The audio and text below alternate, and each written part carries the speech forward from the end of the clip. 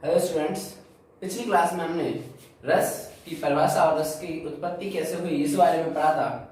आज की क्लास में हम उसके आगे यानी रस के अंगों के बारे में पढ़ेंगे। तो जैसा कि पिछली क्लास में मैंने बताया था कि रस के 4 अंग हम पढ़ेंगे, है ना। कौन कौन से?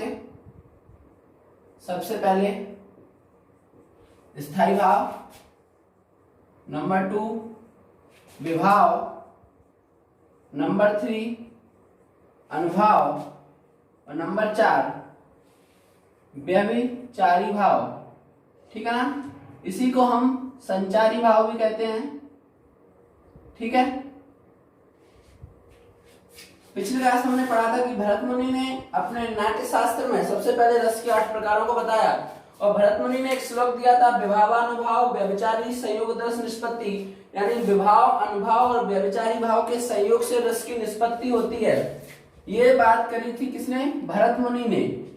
ठीक है। लेकिन कालांतर में आगे अभिनव गुप्त जी ने, किसने? अभिनव गुप्त जी ने बताया कि स्थायी भाव अगर रस की निष्पत्ति होगी तो वहां पर स्थायी भाव का होना जरूरी है। किसका होना जरूरी है? स्थायी भाव का होना जरूरी है। ये किसने बताया? अभिनव गुप्त जी ने बताया। ठीक है ना। अच्छा, स्थायी भाव क्या होते हैं? ठीक है ना। तो हम इन चारों को पढ़ेंगे, 1, 2, 3 एंड 4। स्टार्ट करते हैं स्थायी भाव से। तो स्थायी भाव क्या होते हैं? हमारे हृदय के अंतःकरण में सुषुप्तावस्था मतलब होता है सोए हुए, यानी हमारे हृदय के अंतःकरण में सोए हुए भाव कुछ पड़े रहते हैं जो विभाव, अनुभाव और व्यभिचारी भाव, जब ये संयोग, इनके कारण ये जागृत होते हैं। ठीक है। हमारे हृदय के अंतःकरण में सुषुप्तावस्था में कुछ भाव पड़े रहते हैं। अच्छा, ये ऐसे भाव हैं स्थायी भाव। स्थायी का समझ में आ रहा होगा, है ना। स्थायी यानी स्टेबल। ठीक है ना। इनको दबाया नहीं जा सकता, है ना। इनको दबाया नहीं जा सकता, इस भाव को खत्म नहीं किया जा सकता। ये हमारे हृदय में प्रेजेंट है और ऑलवेज प्रेजेंट रहेगा। ठीक है। ये जागृत कैसे होता है? विभाव, अनुभव और व्यभिचारी भाव के कारण ये जागृत होता है। ठीक है। तो ये हमारा हो गया स्थायी भाव। मूल रूप से इनकी जो संख्या है स्थायी भाव मूल रूप से 9 है। कितने हैं? 9। क्यों 9 है? क्योंकि जितने स्थायी भाव उतने ही रस भी मूल रूप से कितने हैं? 9। रस को 3 तरीके से, सबसे पहले नाट्य शास्त्र में भरत मुनि ने कितने रसों का वर्णन किया? 8 रसों का वर्णन किया था। किसने? भरत मुनि ने। मूल रूप से रस 9 होते हैं और वर्तमान में हम 11 पढ़ेंगे। ठीक है। भरत मुनि ने अपने नाट्य शास्त्र में 8 रसों को बताया। 9वां जो रस है, क्वेश्चन ये भी बनता है कि 9वां रस कौन सा है? तो 9वां रस है शांत रस। ठीक है ना। तो मूल रूप से रस 9 है। नाट्य शास्त्र एक नाटक है, पुस्तक जो लिखी है वो नाटक है और नाटक में शांत का कोई काम नहीं है, कि शांति का कोई काम नहीं है। ठीक है। इसलिए भरत मुनि ने अपने नाट्य शास्त्र में से शांत रस का वर्णन नहीं किया, इसलिए 8 उन्होंने बताए। मूल रूप से रस जो है वो कितने हैं? 9 है। बाद में 2 और ऐड हो गए, वात्सल्य और भक्ति। इस तरीके से 11 रस वर्तमान में हम पढ़ेंगे। ठीक है। वापस आते हैं यहीं पर। स्थायी भाव क्लियर है। स्थायी भाव हमारे हृदय के अंतःकरण में सुषुप्तावस्था में जो भाव रहते हैं, ठीक है ना, इनको दबाया नहीं जा सकता, वो हमारे स्थायी भाव होते हैं। मूल रूप से स्थायी भाव की संख्या कितनी है? 9। ठीक है। स्थायी भाव क्लियर है। अब हम विभाव की बात करते हैं। मैं इसको मिटाता हूं। नंबर 2 हम पढ़ रहे हैं भावों को, रस के अंगों को पढ़ रहे हैं। ठीक है ना। देखो क्वेश्चन में मैंने बोला कि रस के अंग, है ना। कभी कभी आता है कि रस के अवयव क्या हैं, तो अवयव भी यही है, और रस के भाव। ठीक है ना। ये तीनों एक ही चीज है। अंग कह लो, उसके अवयव कह लो, या उसके भाव कह लो। ठीक है ना। कितने हैं? ये 4 है। पहला हमने पढ़ लिया स्थायी भाव। दूसरा हम पढ़ते हैं विभाव। विभाव का मतलब ही होता है कारण। विभाव का शाब्दिक अर्थ क्या है? कारण, यानी जो भावों को जगाने का काम करता है, यानी भावों को जगाने का कारण जो है वो विभाव है। हमारे हृदय में जो भाव जागृत होते हैं, जो भाव जगते हैं, उनको उसका कारण क्या है? कारण है विभाव। ठीक है ना। विभाव दो प्रकार का है। ठीक है, कितने प्रकार का है? दो। एक है आलंबन विभाव, ठीक है, और एक है उद्दीपन विभाव। आलंबन विभाव और उद्दीपन विभाव। आलंबन का मतलब होता है सहारा। आलंबन का मतलब क्या होता है? शाब्दिक अर्थ है आलंबन का सहारा, यानी जिसके सहारे से भाव जागृत होते हैं। ठीक है, हमारे भाव, हमारे हृदय के जो भाव जिसके सहारे से जागृत होते हैं वो होता है आलंबन विभाव। और आलंबन विभाव को भी दो पार्ट में डिवाइड किया गया है, दो तरीके का होता है। एक होता है आश्रय आलंबन, आश्रय आलंबन तो इसी को मिलाकर लिखते हैं आश्रय आलंबन, ठीक है, और दूसरा विषयालंबन या विषय आलंबन। ठीक है, आश्रय और विषय, ठीक है, आश्रय और विषय। विषय क्या होता है और आश्रय क्या होता है समझो।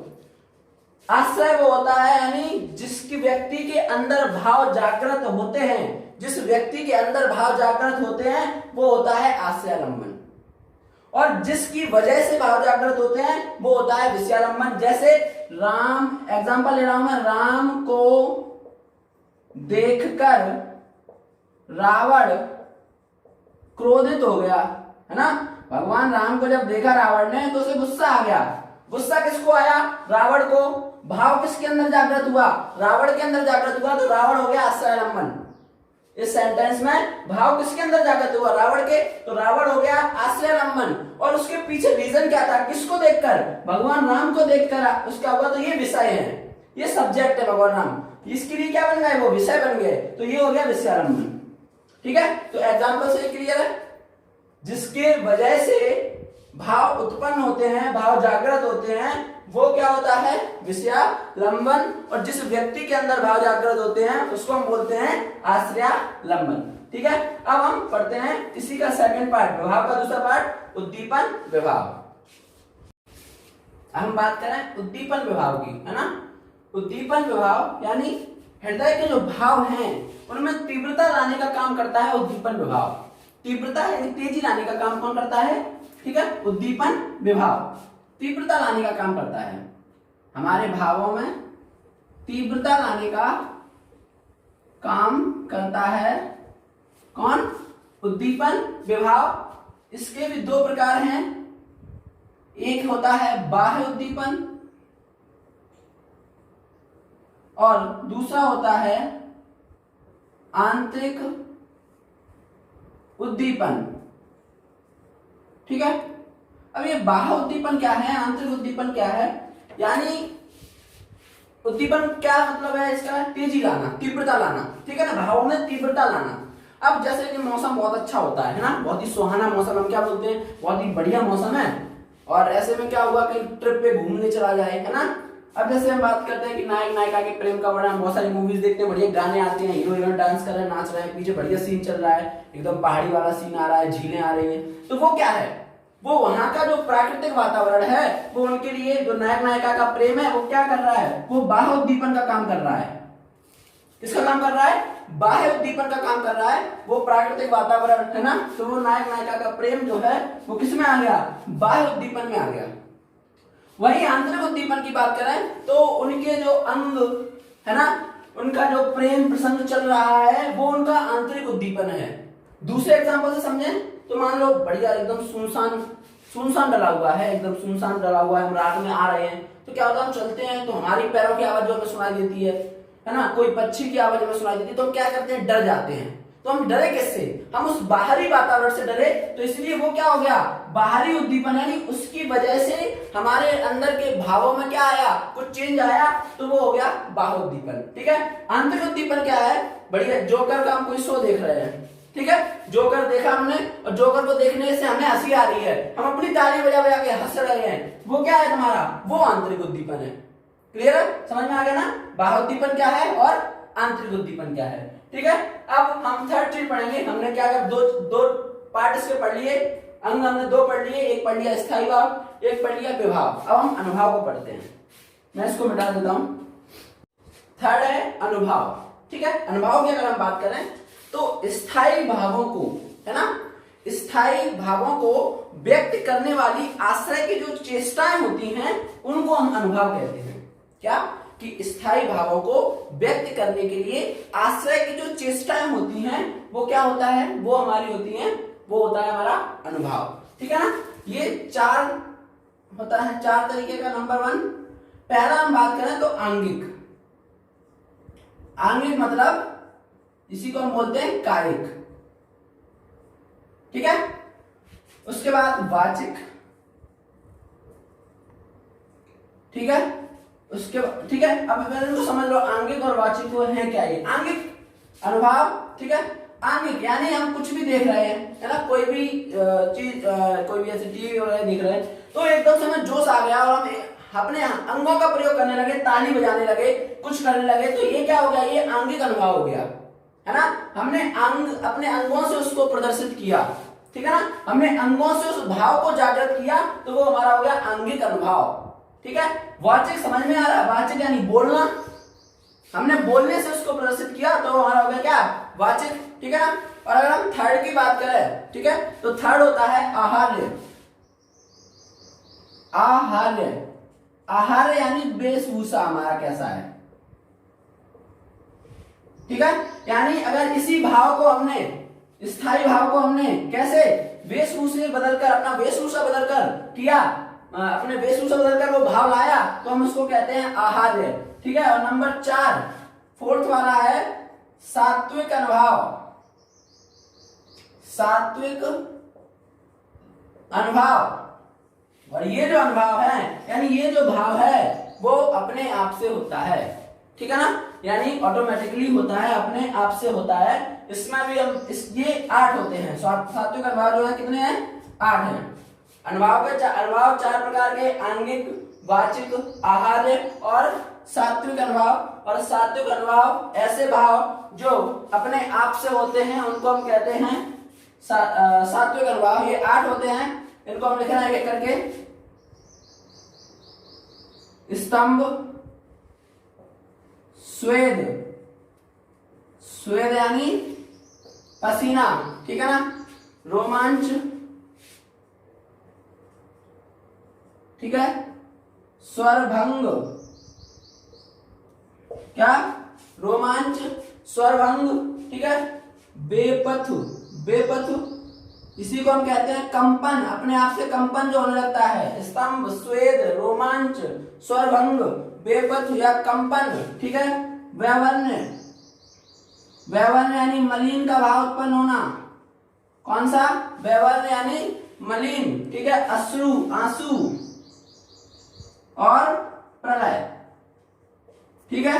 ये 8 ये हमारे सात्विक अनुभाव है। स्तंभ, स्वेद यानी पसीना, रोमांच, स्वरभंग, बेपथ यानी कंपन, वैवर्ण्य यानी मलिन, अश्रु और प्रलय। ये हमारे 8 सात्विक अनुभाव है। ठीक है? इसी तरीके से हमारा टॉपिक ये अनुभाव यानी थर्ड इसका पार्ट, उसके अंग, रस का तीसरा अंग अनुभाव भी। अब एक बचा है व्यभिचारी भाव, इसी को हम संचारी भाव या इसी को हम क्षणिक भाव भी कहते हैं, उसको भी देख लेते हैं हम। रस के 3 अंग हमने पढ़ लिए हैं, चौथा अंग है उसका व्यभिचारी भाव या संचारी भाव या क्षणिक भाव, है ना। तीनों इसी के नाम हैं। ऐसे भाव जो स्थायी भाव के संग विचरण करते हैं, है ना। क्या लिखा है? वे भाव जो स्थायी भाव के साथ विचरण करते हैं, ठीक है, उन्हें हम व्यभिचारी भाव कहते हैं। अच्छा, ये किसी एक स्थायी भाव के साथ नहीं रहते, ये अनुकूल परिस्थितियां देखकर सभी स्थायी भावों का साथ देते हैं, ठीक है ना। इसी कारण से इन्हें संचारी भाव या क्षणिक भाव कहते हैं। इसलिए इन्हें संचारी भाव क्यों कहते हैं या क्षणिक भाव क्यों कहते हैं? क्योंकि ये किसी एक स्थायी भाव के साथ नहीं रहते, ये अनुकूल परिस्थितियां देखकर किसी अन्य स्थायी भाव का भी साथ देते हैं, इसीलिए इन्हें संचारी भाव या क्षणिक भाव कहते हैं। इनकी जो संख्या है वो 33 है। कितने हैं? 33 है, ठीक है। मैं पूरे 33 के लिए, वैसे तो बस इतना ही पूछते हैं कि इनकी संख्या कितनी है, तो इनकी संख्या 33 है। किसी भी एग्जाम में इनके अंदर का डीपली नहीं पूछते हैं, मोस्ट यही तक होता है, लेकिन मैं 33 के 33 भी यहाँ पर लिख के बता देता हूँ, ठीक है। आप लोग उसको नोट डाउन कर लेना, मैं लिखता हूँ। जैसा कि मैंने बताया कि संचारी भावों की संख्या कितनी होती है? 33 होती है। मैंने ये सारे लिख दिए हैं, एक करके बोल देता हूँ। पहला है निर्वेद, ग्लानि, शंका, असूया, मदा, श्रमा, आलस्य, दैन्य, चिंत, मोहा, स्मृत, धृत, वृदा, चपलता, हर्षा, आवेगा, जदता, गर्वा, विषादा, औत्सुक्य, निद्र, अपस्मरा, सुप्ता, विभोदा, अमरसा, अभिता, उग्रत, मति, व्याधि, उन्मदा, मरना, त्रसा और वितर्का। ये 33 संचारी भाव हैं।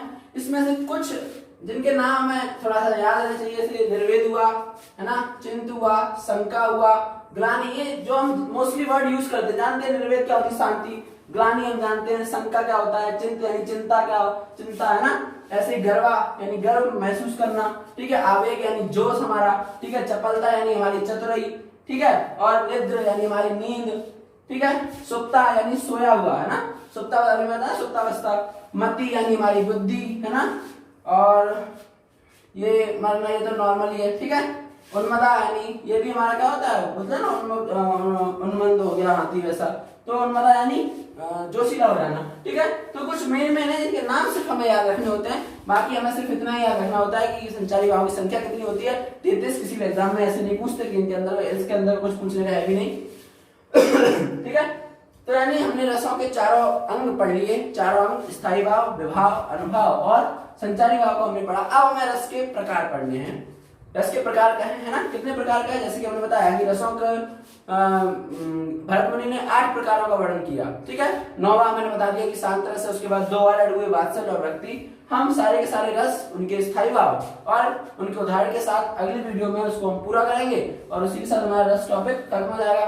सारा मैंने बता दिया है। मोस्टली अगर कोई दिक्कत लगे तो वीडियो में कमेंट करके मुझसे पूछ लेना, ठीक है। वीडियो अच्छा लगा हो तो लाइक, शेयर और सब्सक्राइब करना।